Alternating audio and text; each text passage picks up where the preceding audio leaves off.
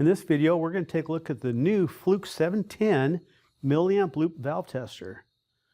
The 710 actually allows you to source milliamps into a valve and at the same time read the HART information off of the controller. So that's something we didn't have before.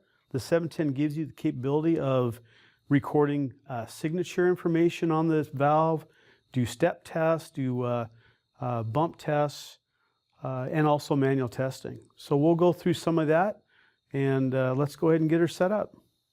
So the first thing you want to do is connect up your plus and minus terminals from the 710 up to the valve, red and black on your plus and minus side.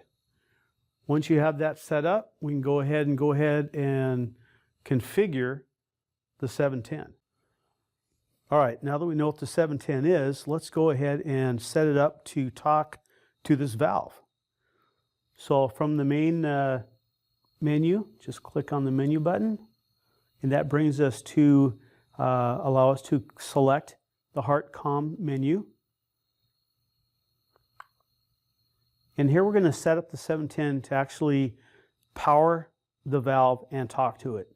So you go to the top selection for mode, click on that, and we're going to scroll down to milliamp source HART valve. So that'll get us set up for 4 to 20. We want to make sure we have our 250 ohm resistor enabled, and then we come down here to HART Connect. Click on that, and now the 710 is looking for devices, and it sees that one HART device, which is our valve. Click on that, and now it's going to acquire all the data for that valve.